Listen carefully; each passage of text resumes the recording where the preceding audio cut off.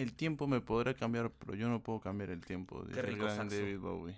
Qué rico saxo, la verdad. No, no te encanta simplemente esa música, esa música de antaño, esa música de antes. Ha sido muy relajante. Me voy a acercar más al micro. Ha sido muy relajante. Sí, siempre, yo voy a quererlo siempre a Bowie y ese disco, probablemente creo que fue el primero que escuché de él, así que es Saludos un momento muy al buen lindo. Luis, que si es que en algún momento nos escucha en Ah, este ¿verdad? Que podcast. uno de sus artistas favoritos es David Bowie, sí, sí, Así, sí. así es, al buen Lizzy. Sé que no le gusta que le digan así, pero yo sí te conocí, amigo. Mi estimado Harold, Bueno, llegó el último bloque. llegó el último El bloque. bloque personal, pero en esta ocasión... No es, o sea, sí es medio personal, pero en Sí. realidad, o sea, personal porque yo soy de Alianza y porque tú eres hincha fanático del fútbol de por sí. Entonces es medio sí, medio personal, medio no tanto. Vamos a hablar un poco de... Es un tema, creo que ya hemos hablado 2 veces, esta sería la tercera vez, no sé. Pero es porque los jugadores así quieren. Los jugadores, mira, se me sirve un poco de cancha. Los jugadores nos plantean los temas y Y bueno, nosotros acatamos. ¿qué hacen? No No catamos, acatamos, pero nosotros pero da pie aprovechamos. para hablar de ello, ¿no? Por más que suene repetitivo, siempre da pie para hablar de fútbol, ¿no? Exactamente. Y bueno, contextualicemos un poco. Ascuez, Yandesa, Otra vez. una vez más ampallados, esta vez con Shirley Arica, creo. En su día libre, porque al parecer esa es la norma, es que si no fue en su día libre, si fue en su día libre, entonces no hay problema.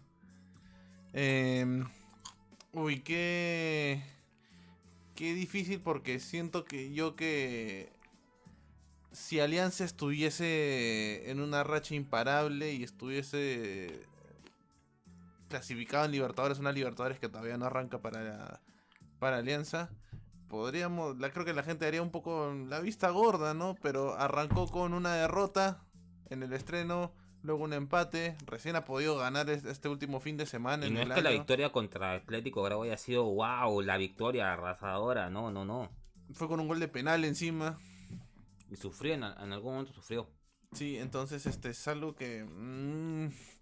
eh, yo ya a veces ya no sé qué decir del tema, porque siento que estaría muy sesgado yo por los resultados. Pero a ver, hablemos un poco de esto, de esa Yasquez, e intentemos trasladarlos a nosotros. ¿Tú sientes ¿Cuándo? que... A ver, dime. No, no, no, o sea, te plantea la pregunta, ¿no? ¿Cuándo en algún momento va a acabar esto de la indisciplina en el fútbol? Y en general, me imagino que por ahí vas a ir, ¿no? Nos podemos tomar ciertas licencias en nuestro día a día sabiendo que tenemos responsabilidades, no sé, la mañana siguiente. Yo creo que si uno es totalmente profesional, va a ir a su chamba a la hora que tiene que ir a hacer el trabajo que tiene que hacer, asumiendo las consecuencias de lo que hizo el día anterior. O sea, resaqueado, no importa, la cosa es llegar. Sí, ahora el tema es cuando ese trabajo requiere una predisposición física totalmente plena, totalmente descansada, totalmente en un estado óptimo. Y no, porque yo puedo ir a diseñar, sí, con un ojo menos y con la cabeza así totalmente ahí babicoldi. Pero otra cosa es que tenga que ir en el mismo estado a dar 40 vueltas no sé, al pentagonito para jugar un partido el mismo día. Mira, justo leí en Twitter, no es el mejor ejemplo, pero no está de más citarlo, ¿no? Wilder Sainz declaró que si el jugador está en su día libre, puede hacer en ese momento lo que le dé la gana, pues, ¿no? O sea, es su día libre. Claro, siempre está muy presente la figura de es su día. Es el día en el que se puede dar esas licencias, es su día libre, es su día en el que no entrena. Pero entonces ya no estamos hablando, creo yo, de una responsabilidad del futbolista peruano con su trabajo, sino una responsabilidad del futbolista peruano para consigo mismo, de que de repente el futbolista peruano cree que ya es suficiente con hacer lo que hace, con cumplir sus horarios y de ahí ya luego y luego poder hacer lo que se le da la gana. Entonces fácil, no hay tanto sentido de superación en ellos, porque obviamente uno cuando quiere mejorar se involucra bastante, no necesariamente tiene que hacer horas extra, pero intenta buscar un balance perfecto entre todas las cosas que consume y las actividades que realiza. Y si te vas a andar tirando al abandono en tu primer día libre, sabiendo que igual, ay, voy a entrenar al día siguiente, ay, voy a entrenar por 4 días, así que me la voy a pegar. No siento que es lo mejor del atleta peruano o del futbolista peruano para consigo mismo. Mira, a mí la impresión que me da, y ahora sabiendo las consecuencias que ha tenido este hecho para Deza y Ascuez, que es la suspensión del jugador, lo bajan a la reserva. ¿A quién, a Vázquez? Sí, Ascuez y Deza a partir de ahora van a jugar en la reserva hasta que Bengochea decida lo contrario, y no van a formar parte de la lista de convocados en los 2 próximos partidos de Alianza. Entonces, Ok. pero ¿sabes qué impresión me da esto? Que los jugadores buenos salen, si esto se hace público, bueno, porque ellos al salir son conscientes de que incluso ya haber sido ampallados te da no No sé. es la primera vez. Claro, es como que, pucha, me empallaron una vez, pucha, no se trata de taparlo mejor, sino que simplemente evitar ciertas situaciones para no poner también en riesgo tu carrera, ¿no? Pero la impresión que me da, y esto es a lo que quiero llegar, es que, ya, sí, ya salimos, que no pasa nada, una chela, sí, con la gente, ya. Total, si la gente me critica ahora, pero yo mañana más tarde juego contra la U y meto un gol y gano el partido, la gente se olvida. Esa es la impresión que a mí me da. Con respecto a jugadores que Eso tienen ese también tipo de dice, como comportamiento. público somos muy resultadistas. Sí, claro. Y en general como sociedad olvidamos rápido. Sí, que creemos que si se logra un objetivo o que de repente el fin justifica los medios, no sé cómo decirlo, que si de cualquier forma que se logre un resultado, si se logra ya, todo perfecto. Y eso no creo que sea lo mejor, porque eso nos ha brindado toda una serie de jugadores indisciplinados, o sea...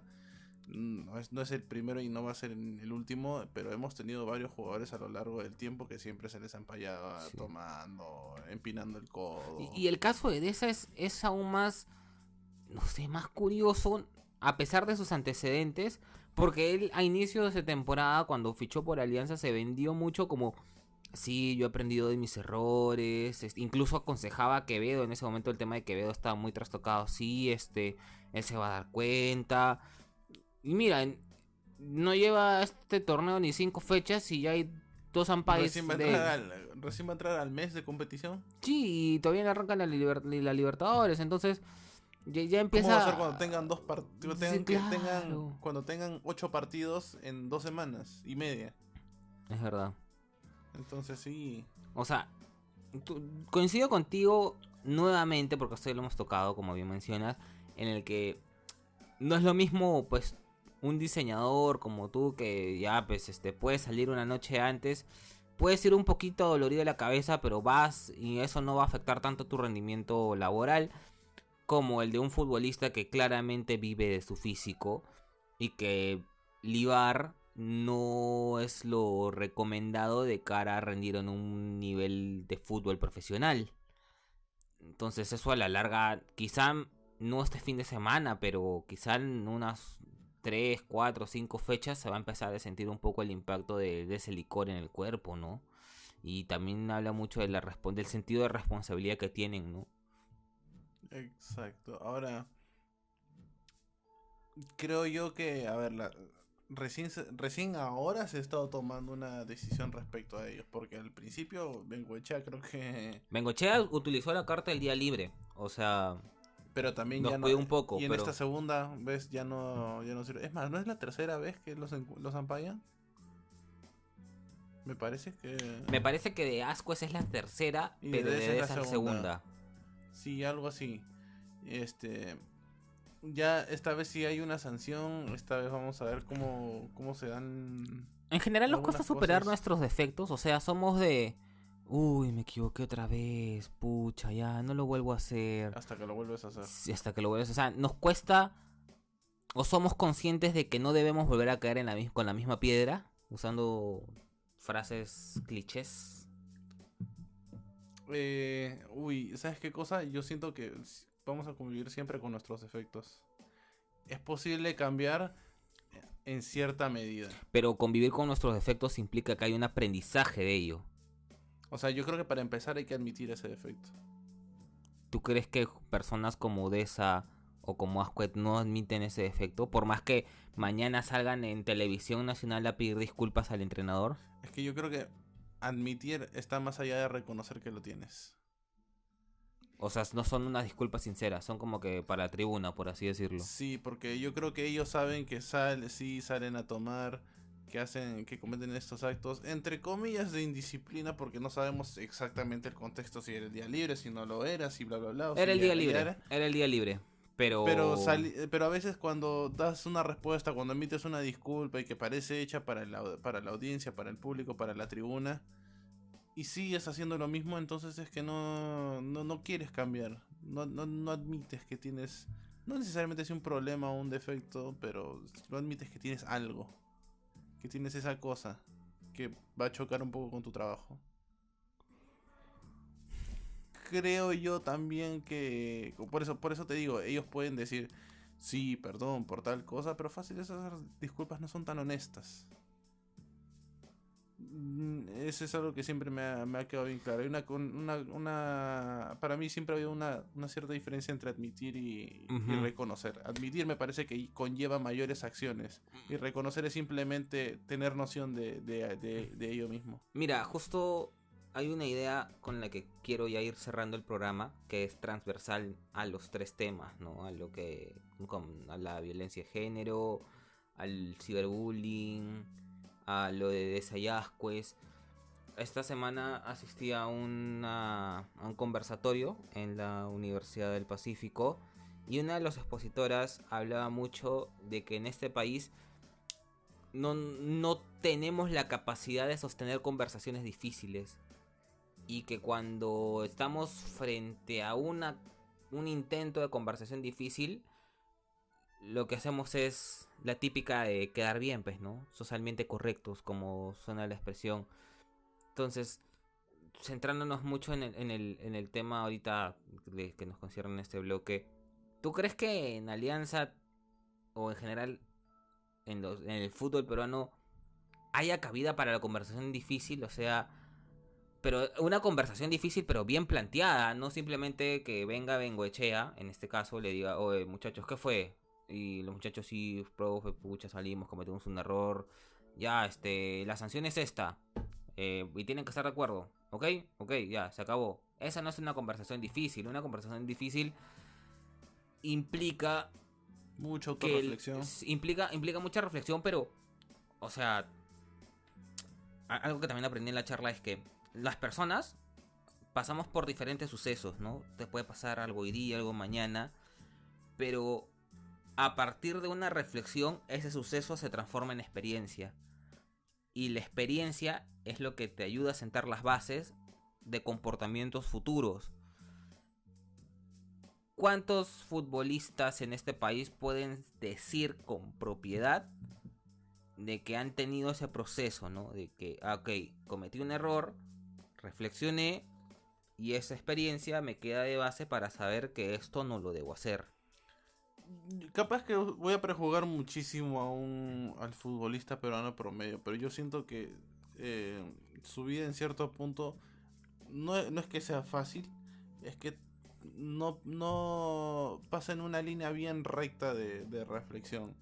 No, o sea, no excava y profundiza sobre sí mismo, ni nada. Siempre va en lo más, no sé si lúdico o en lo más simple. Pero ¿a qué quiero llegar con eso? Cuando hay casos de depresión en jugadores que no siquiera se dan acá, es muy sorpresivo en el fútbol, porque creo que en el fútbol la salud mental tampoco es algo que se termina de tomar del todo. Yo me acuerdo que había jugadores en Argentina que hay anécdotas como la de Ruggeri con, no me acuerdo cómo se llama el jugador de San Lorenzo, que un día simplemente fue y le digo, no tengo ganas de vivir, estoy harto de la vida. Markovic, no me acuerdo muy bien. ¿Manusovic? No, Manusovic sigue vivo, porque este jugador del que te estoy hablando, ese sí se mató. Maña. Entonces, siento que ahí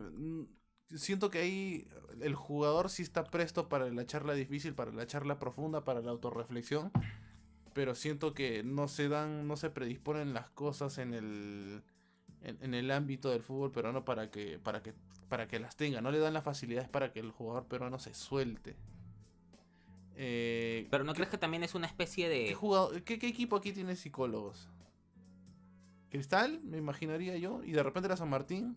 Cristal, San Martín... Sé que Melgar tiene uno. Paramos de contar. Alianza creo que tenía uno, pero de ahí Alianza quería contratar a Marcelo Márquez, el psicólogo de la selección, que de todo el camino a Rusia, ¿no? Sí. Justo un off topic con respecto a lo de la psicología en el fútbol.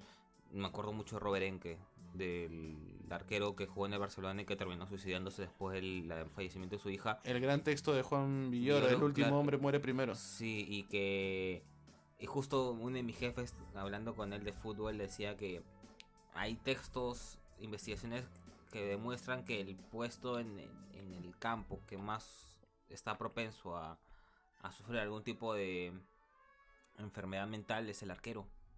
Eso me pareció muy curioso y es algo que tengo pendiente todavía de investigar. Bueno, pero ya, solo quiero complementar lo que tú dices. ¿No crees que esa conversación difícil, que quizás no hay condiciones para que tampoco digo que el jugador sea inocente y como claro, que, nadie me comprende, no puedo hacer nada, voy a seguir chupando? Pero ahí hay un tema también de ver de dónde viene el jugador, pues es un tema más familiar, de crecimiento. O sea, si el jugador no ha estado en un entorno familiar que no le ha permitido expresar sus emociones, expresar sus sentimientos, obviamente va a crecer con ciertas limitaciones para poder explayarse, pues no me imagino.